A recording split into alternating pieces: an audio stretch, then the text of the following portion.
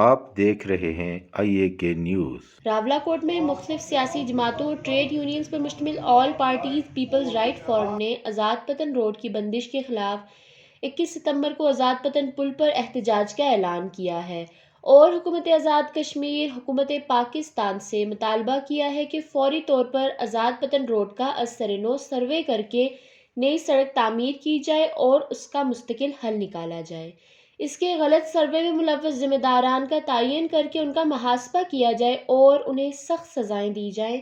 کیونکہ غلط اور ناقص پلاننگ کی وجہ سے اربوں روپے ضائع ہونے کا خدشہ ہے۔ اگر اس اہم معاملے پر توجہ نہ دی گئی تو یہاں کسی بھی وقت کوئی بڑا حادثہ رونما ہو سکتا ہے جس کی تمام تر ذمہ داری حکومتوں اور تعمیراتی کمپنی پر عائد ہوگی۔ اس سڑک سے پنچ ڈویژن کے 16 لاکھ افراد منسلک ہیں اور یہ سڑک ان کے لیے انتہائی اہمیت کی حامل ہے۔ سڑک کی بندش کے باعث جہاں لوگوں کو سفری صعوبتوں کا سامنا کرنا پڑتا ہے، وہاں مہنگائی کا طوفان بھی برپا ہوا جس سے عام آدمی بری طرح متاثر ہو رہا ہے۔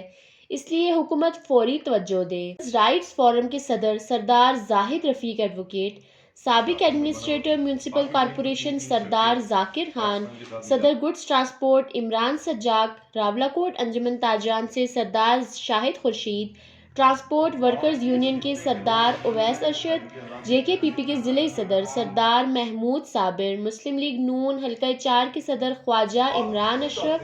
جماعت اسلامی پنچ کے سابق امیر سجاد انور، انسداد منشیات و منکرات کے عہدیدار مولانا اتفاق،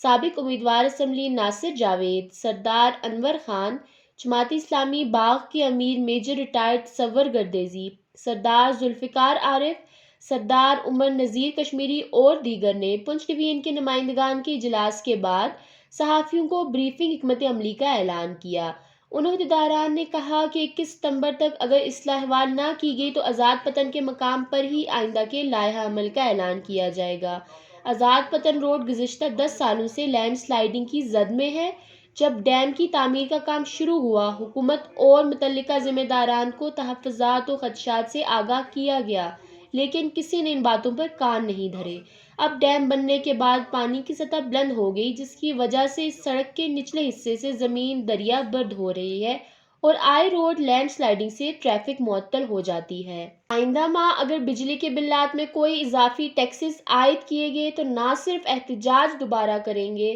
بلکہ آزاد کشمیر بھر میں بلات جمع نہ کروانے کی تحریک شروع کریں گے اور یہ تحریک سول نافرمانی کی تحریک میں بھی بدل سکتی ہے۔ ہم حکومت اور انتظامیہ کو متنبہ کرتے ہیں کہ اگر ہمارے ساتھ کیے گئے تحریری معاہدے پر عمل نہ ہوا تو سخت ترین احتجاج کا حق محفوظ رکھتے ہیں۔